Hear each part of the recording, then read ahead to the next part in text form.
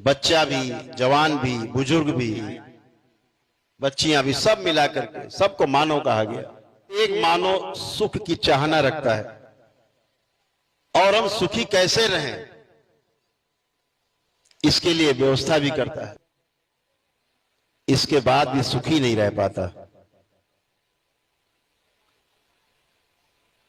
भगवान बुद्ध ने कहा कि पूरे संसार में दुख है,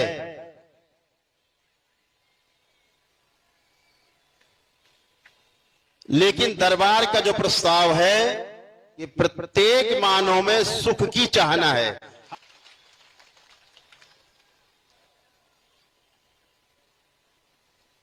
सुखी रहा कैसे जाए?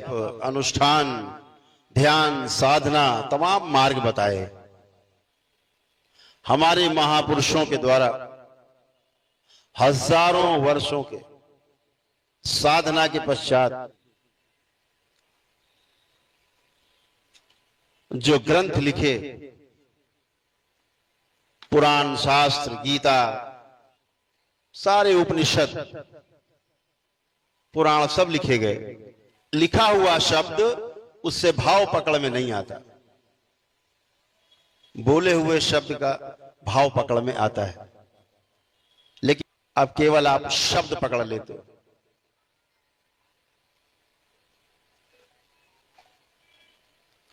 फिर शब्दों की लड़ाई शुरू होती है। आपने शब्दों का कुछ बना रखा है मान, किसी दूसरे ने कोई और शब्द का, उसी शब्द का कोई और अर्थ लगा रखा। यानी श्लोक एक और उसके उत्तर 5,500। मनुष्य भ्रमित नहीं होगा तो होगा क्या? कुछ तथाकथित कलयुगी अर्थ का अनर्थ कर दिया है। पूरी मानव जाति अंधकार में है, रोगों से जकड़ी हुई है, आशंकाओं से भरी हुई है, ऋण से मुक्ति नहीं हो पा रही है, ना गुरु के ऋण से, ना माता पिता के ऋण से। पितरों की मुक्ति भी उल्टे सीधे कर्मकांडों के कारण नहीं हो पा रही।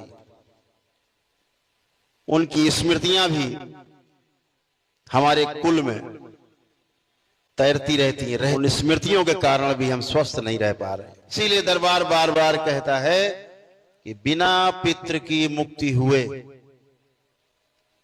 बिना शारीरिक, मानसिक और आध्यात्मिक कष्ट नहीं जाने वाले। आप सब दरबार के शिष्य, बाबा के लाडले भक्त, माताएं बहनें बैठी, कैसे कैसे कष्ट, चारों तरफ अंधकार था, आज प्रकाशित होकर के बैठे। पितृ मुक्ति के साथ साथ पितरों की स्मृतियों की मुक्ति हुई, तमाम दोष नष्ट हुए। स्वस्थ होने के बाद दरबार के साथ जुड़ करके, बाबा के साथ जुड़ करके उनकी शरण में सदा के लिए समर्पित हो गए। हजारों दीक्षित भक्त, माताएं बहनें यहां उपस्थित हैं। अब आपका जो जप और तप शुरू होता है, जीने का रास्ता तब दिखाई देता है। सभी का आत्मविश्वास चरम पे रहता है। अरे जाओ, कोई कष्ट आएगा तो क्या हुआ, मेरे माँ और बाबा मेरे साथ है। ना भूत प्रेत का भय, ना रोगों से भय और उसके कष्टों से भय। प्रार्थना करेंगे, अर्जी लगा देंगे, इसी से हमारा काम हो जाएगा, किसी की आवश्यकता नहीं पड़ती। यह हमारी हिंदू संस्कृति,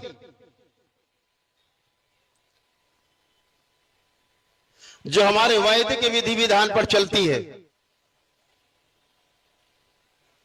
उसके आधार पर हम जीने वाले सनातनी हैं।